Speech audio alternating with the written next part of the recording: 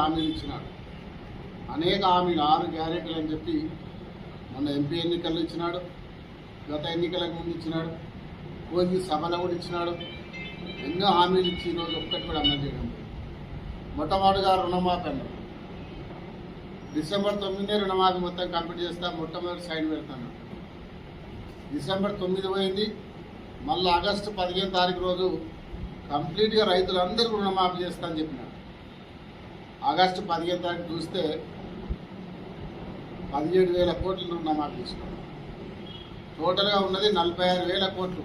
మొట్టమొదటగా వాళ్ళ ప్రభుత్వం అనౌన్స్ చేసింది, క్యాబినెట్ మీటింగ్ పెట్టి మొట్టమొదటిసారి మీటింగ్ పెట్టినప్పుడు 46,000 కోట్ల రుణాలు రైతుల రుణమాఫీకి అవసరం పడుతుందని చెప్పినారు. తర్వాత 40,000 కోట్లు అన్నారు. మళ్ళీ తర్వాత 36,000 కోట్లు అని లాస్ట్కు 17,000 కోట్లు చేసినారు. అది కూడా ఒక 30% మాత్రమే రుణమాఫీ జరిగింది. వరంగల్ నియోజకవర్గం తీసుకుంటే మొన్న గోజీ కూడా మన ఎగ్జాంపుల్తో సహా టెస్ట్ ముందర పెట్టడం జరిగింది. గోజిలో కూడా సొంత వరంగల్ ముఖ్యమంత్రి గారి నియోజకవర్గంలో కూడా గోజిలో కానీ 30% కానీ ఎక్కడ రుణమాఫీ జరగలేదు. అనేక అడ్డంకులు పెట్టి కొర్రీలు పెట్టి రుణమాఫీ జరగకుండా 70% రుణాలు మాఫీ చేయాలని మేము ప్రభుత్వాన్ని డిమాండ్ చేస్తున్నాం, ముఖ్యమంత్రి గారిని డిమాండ్ చేస్తున్నాం. అందరు రైతులకు ఎవరైతే రుణాలు తీసుకున్నారో ప్రతి ఒక్క రైతు రుణమాఫీ చేయాలి. చేసే వరకు వదిలిపెట్టాము, పోరాటం చేస్తాము, గ్రామాలకు వస్తాం, వీధులకు వచ్చి పోరాటం చేసి రుణమాఫీ అయ్యే వరకు పోరాటం చేస్తాం. అంతేకాకుండా ఈరోజు రైతు భరోసా అన్నాడు. కేసీఆర్ గారు 10,000 ఇస్తున్నాడు, నేను 15,000 ఇస్తాను చెప్పిన ఎన్నికలకు. కేసీఆర్ గారు 2,000 పెన్షన్ ఇస్తున్నా, నేను 4,000 ఇస్తాను చెప్పినాడు.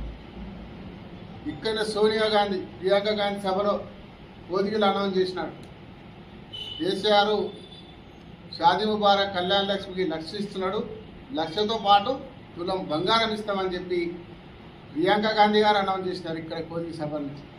మరి తులం బంగారం ఎక్కడ పోయింది? 4,000 పెన్షన్ ఎటు పోయింది? రైతు భరోసా ఎటు పోయింది? 5 లక్షల రూపాయలు ఇల్లు అన్నారు, ఇల్లు ఎటు పోయింది? 200 యూనిట్ల కరెంట్ ఫ్రీ కరెంట్ ఛార్జ్ అన్నారు, కరెంట్ ఎక్కడ పోయింది? 500కే గ్యాస్ సిలిండర్ అన్నాడు. ఎక్కడ కూడా అమలు కావడం లేదు. వాటన్నింటినీ అమలు చేసే వరకు మేము కూడా పోరాటం చేస్తాం. ముఖ్యమంత్రి ఏదైతే ఎన్నికల హామీ ఇచ్చిండో దాన్ని నిలబెట్టుకోవాలి.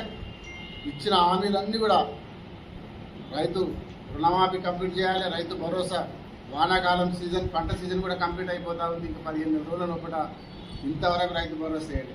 రైతులు ఎదురు చూస్తూ ఉన్నారు. నువ్వు ఇచ్చిన మాట ప్రకారంగా రైతులందరూ కూడా రైతు భరోసా వేయాలి. ఈ నెల లోపల రుణమాఫీ కూడా ప్రతి ఒక్క కుటుంబంలో ఉన్న ఎంతమంది రుణాలు ఉంటే అంతమంది రుణాలన్నీ కూడా మాఫ్ చేయాలని డిమాండ్ చేస్తారు. అదే కొడంగల్ నియోజకవర్గానికి వస్తే చాలా అభివృద్ధి కార్యక్రమాలు మనం ఉన్నప్పుడు గతంలో చూసినాం. కోజి పట్టణం తీసుకుంటే ఈరోజు 8 కోట్లతోని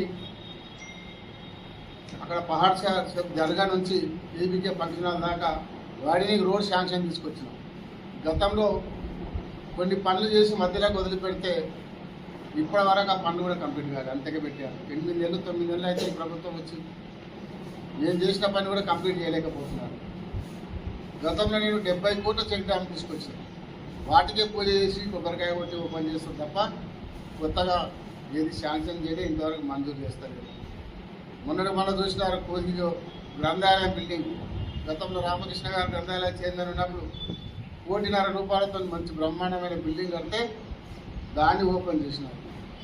దాన్ని కూడా తిరుపతి రెడ్డి గారు ప్రోటోకాల్ పాటించకుండా చైర్మన్ గారిని అవమానపరిచినట్టు, మున్సిపల్ చైర్మన్ అవమానపరిచి చైర్మన్ పక్కన నిలబెట్టుకొని ఆయన ఓపెన్ చేయడం జరిగింది. ఇట్లాంటి కార్యక్రమాలు మనం కొడంగల్ చూస్తూ ఉన్నాం. ప్రజలు గమనిస్తున్నారు, రైతులు గమనిస్తున్నారు. తప్పకుండా తిరగబడే రోజులు వస్తాయి. రాబోయే ఎన్నికల్లో కానీ స్థానిక సంస్థల ఎన్నికల్లో కానీ కాంగ్రెస్ పార్టీకి బుద్ధి చెప్తారు. ప్రజలు రోడ్ల మీదకి వచ్చే పరిస్థితి వస్తుంది. గ్రామాలలో రైతులు రోడ్ల మీదకి వచ్చే పరిస్థితి వస్తుంది. వీళ్ళు చేసే కార్యక్రమాలు ఒక్కటి కూడా ఇచ్చిన హామీలు అమలు చేయడం లేదు. అదే కాకుండా ఈరోజు ఈ రుణమాఫీ కానీ రైతు భరోసాను డైవర్ట్ చేయడానికనే కొత్తగా హైడ్రా తెరపైకి తీసుకొచ్చినారు. హైడ్రా అని ఒక డ్రామా పెట్టి దాన్ని డైవర్షన్ చేయడానికనే డైవర్షన్ పాలిటిక్స్ ఆడుతున్నారు రేవంత్ రెడ్డి గారు. ఎన్ని డైవర్షన్ పాలిటిక్స్ ఆడినా రుణమాఫీ చేయాల్సిందే, రైతు భరోసా ఇవ్వాల్సిందే, 4,000 పెన్షన్ ఇవ్వాల్సిందే. పక్కనున్న రాష్ట్రంలో ముఖ్యమంత్రి గారు చెప్పిన మాట ప్రకారం 4,000 పెన్షన్ ఇస్తా ఉన్నాడు. ప్రతి 1వ తారీఖున పెన్షన్ వస్తున్నాడు. 3 నెలలు ప్రభుత్వం వస్తే 3 నెలల గ్యాప్ కలుపుకొని 3,000, 4,000, 7,000 ఒకటి ఫస్ట్ మొత్తం 7,000 రూపాయలు పెన్షన్ ఇచ్చినాడు. ఇప్పటి వరకు 1వ తారీఖు నాడు మొత్తం పెన్షన్ ఇస్తా ఉన్నాం 4,000 చెప్పిన మాట ప్రకారం. ఈ విధంగా మెడల్ వంచి ప్రభుత్వం మెడల్ వంచి పోరాటం చేస్తాం, ధర్నాలు చేస్తాం. అదే కాకుండా ఈరోజు ఫార్మాసిటీ ఇక్కడ 7 గ్రామాలలో ఫార్మసీ నిర్మాణం చేస్తాము. నేను ముఖ్యమంత్రి గారు సూటిగా ప్రశ్నిస్తున్నా. గతంలో బీఆర్ఎస్ ప్రభుత్వం ఉన్నప్పుడే ఇబ్రాహీంపట్నం, మహేశ్వరం నియోజకవర్గాల్లో 13,000 ఎకరాలు ల్యాండ్ ఎక్వైజేషన్ చేసి రెడీగా గత ప్రభుత్వమే సిద్ధంగా ఉంచింది. ఫార్మాసిటీ పేరు మీద 13,000 ఎకరాలు ఆల్రెడీ ల్యాండ్ ఎక్వైజేషన్ కంప్లీట్ చేసుకొని సిద్ధంగా ఉన్నది.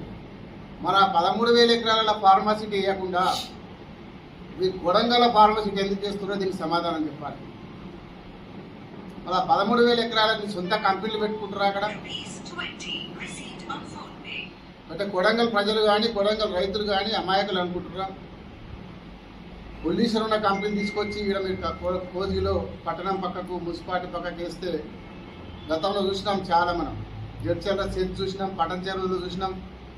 ఎక్కడ చూసినా పెద్ద ఎత్తున పొల్యూషన్ వస్తుంది.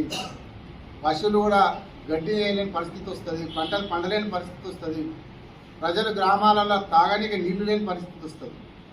అట్లాంటి పొల్యూషన్ కంపెనీ తీసుకొచ్చి కొడంగల్ ఏడైతే కొడంగల్లో అమాయక ప్రజలు కానీ అమాయక రైతులు లేరు ఇక్కడ.